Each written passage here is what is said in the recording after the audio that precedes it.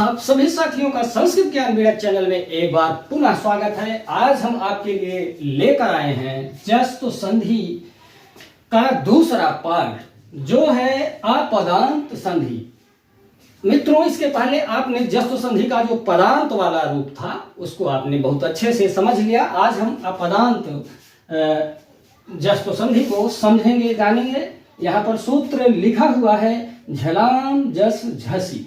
मित्रों, इसका जो नियम है हम उसकी तरफ चलते हैं, उसकी तरफ हम रुख करते हैं। अपना नियम है मित्रों, झल वर्णों के बाद झस वर्णों के आने पर झल के स्थान पर जस हो जाता है। एक बार हम और पढ़ लेते हैं।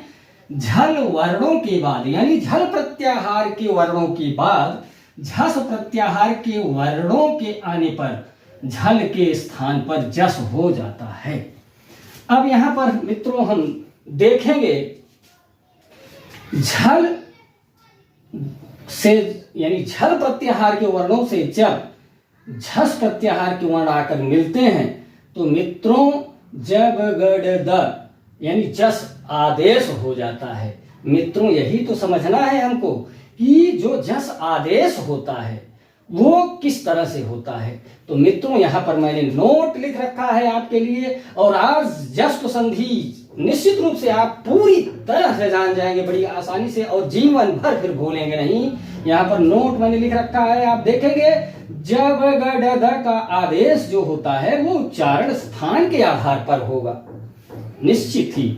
आप देखेंगे यहाँ पर झल प्रत्याहार में कौन कौन से वर्ण परिगणित हैं। यहाँ पर लिखा हुआ है मित्रों, वर्गों के प्रथम द्वितीय तृतीय चतुर्थ वर्ण एवं स ख स ह अर्थात क ख ग घ च छ ज झ ट ठ ड ढ त थ द ध प फ ब भ, ये 5 वर्ग होते हैं जो उन पांचों वर्गों के प्रथम द्वितीय तृतीय और चतुर्थ वर्ण इसमें परिगणित किए जाते हैं। किसमें? झल प्रत्याहार में। उसके अलावा और कौन इसमें आते हैं झल प्रत्याहार में? स ख स ह।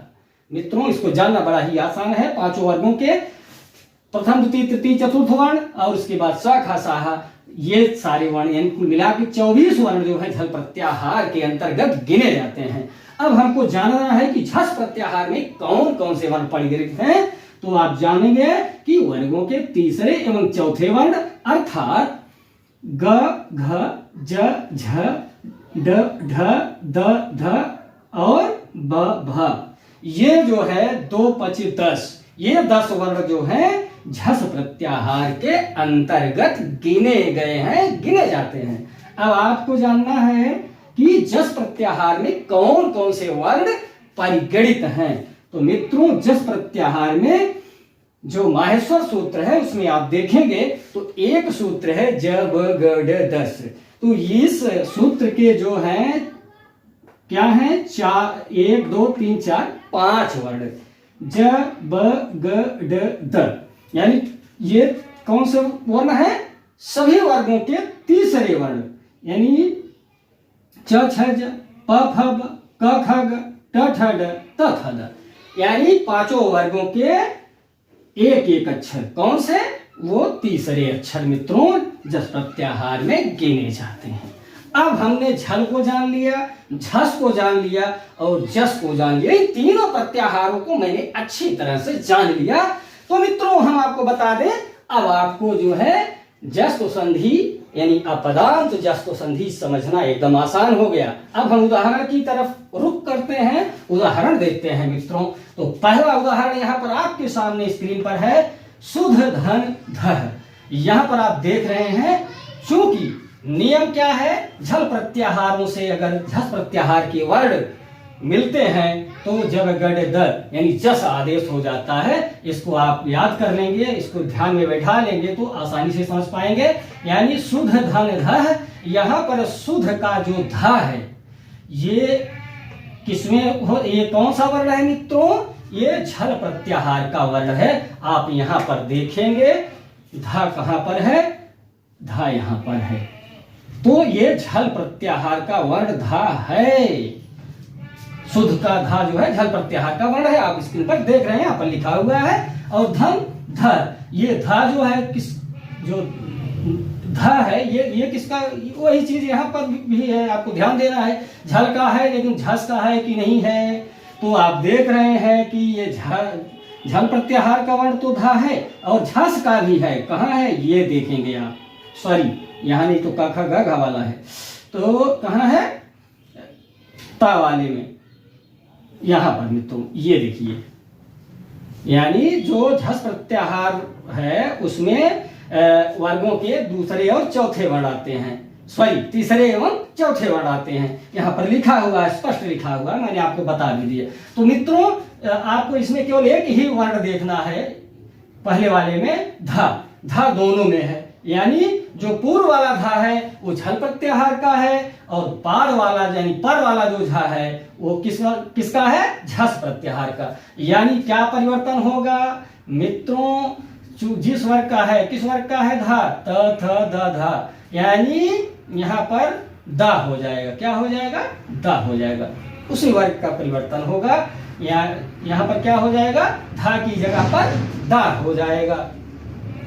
आप त था दा धा जिस वर्ग का है उसी वर्ग का जो है आदेश होगा जस, ये ध्यान देना है आपको। और यहाँ पर मैंने चिन्ह भी लगा दिया है जो परिवर्तन है, धा की जगह पे दा हो गया, शुद्ध धन धा और बन जाएगा क्या, शुद्ध है। इसी तरह से क्रुद्ध धन धा, फिर धा की जगह पे दा हो जाएगा, मैंने तीर लगा रखा है, क्रुद्ध धन धा क्रुद्धा बन जाएगा। इसी तरह से युद्ध धन धा की जगह पे दा होता जाएगा तो बन जाएगा युद्ध, धन धा मिलाएंगे तो युद्धा बन जाएगा। इसी तरह से दुह धन धम, मित्रों ये समझने वाली बात है, यहाँ पर इस उदाहरण को आपको समझना है। ये कुछ अलग लग रहा है लेकिन कुछ भी नहीं है, सब उसी सूत्र पर जो है हल होगा। आप देखिए पहले क्या होना चाहिए, हा क्या है, हा जो है झल प्रत्याहार का वर्ण है कि नहीं है आपको देखना है। यहाँ पर शाखा साहा क्या है, झल प्रत्याहार के वर्ण है, तो हा यहाँ पर है कि नहीं, बिल्कुल है, इसका मतलब ये झल प्रत्याहार का वर्ण है। और धा क्या है, धा को आपने पहले भी देख रखा है, ये झल प्रत्याहार का वर्ण भी है और झस प्रत्याहार का भी वर्ण है। यहाँ पर हमको देखना है कि झस प्रत्याहार का वर्ण है बाद में कि नहीं, पर में है कि नहीं, तो धा जो है ये झस प्रत्याहार। और नियम क्या कहता है, झल प्रत्याहारों के बाद झस प्रत्याहार का वर्ण आने पर जो परिवर्तन होगा, जो आदेश होगा वो जस होगा, यानी जबगढ़ दस में होगा। अब यहाँ पर हमको देखना है कि हा की जगह पर क्या आएगा। मित्रों उच्चारण स्थान आपको ध्यान देना है, यानी अकुह विसर्जनीयानाम कंठः, यानी जो है क ख ग घ अंग और आ और विसर्ग उसके बाद ह, अकुह विसर्जनीयानाम कंठः, यानी हा भी उसमें आएगा, कुह यानी कु का मतलब का वर्ग का मतलब का ख ग घ अंग और हा, अकु है कि नहीं, उसमें है, हा है, तो हा क्या है, इसका उच्चारण स्थान क्या है, हा का कंठ है। तो यहाँ पर आप देखेंगे कि किसका उच्चारण स्थान कंठ है, तो मित्रों केवल जस में एक ही वर्ण है ग, जिसका उच्चारण स्थान कंठ है। तो निश्चित रूप से आपको कुछ भी नहीं करना है कि जगह पर उच्चारण स्थान को ध्यान में देखते हुए, ध्यान में रखते हुए यहाँ पर हा की जगह पर क्या रख देंगे, गा रख देंगे, तो हो जाएगा दुह धन धन। फिर यहाँ नीचे क्या तीर लगाया है मैंने, जो परिवर्तन हा की जगह पे गा हो गया उच्चारण स्थान को ध्यान में रखते हुए, तो दुग्ध धन धम और फिर मिलके बन जाएगा दुग्धम, क्या बन गया, दुग्धम। इसी तरह से आगे बढ़ेंगे, लभ धन ध, यहाँ पर जो लभ का भा है, भा का क्या है, झल प्रत्याहार का वर्ण है, आप यहाँ पे देख लेंगे निश्चित रूप से, भा यहाँ पर मिल जाएगा आपको। और धा जो है ये क्या है, ये झस प्रत्याहार का वर्ण है, तो भा जो है वो किसमें हो जाएगा, उसी वर्ग का तीसरा वर्ण हो जाएगा, ये वाला कहाँ है, बा यहाँ है, तो लब धन ध फिर बन जाएगा, मिलाएंगे तो क्या बन जाएगा, लब्धा है। फिर क्या है, वृद्ध धन धिह, मित्रों धा की जगह पर क्या हो, धा क्या है, आपको बार बार बताने की जरूरत नहीं है, यानी झल प्रत्याहार का वर्ण है। और ये धी का धा क्या है, ये भी जो है झल का तो है ही है, और परंतु झस का भी है, इसलिए क्या हो जाएगा, धा की जगह पे दा हो जाएगा और मिलाएंगे तो वृद्धि शब्द बन जाएगा।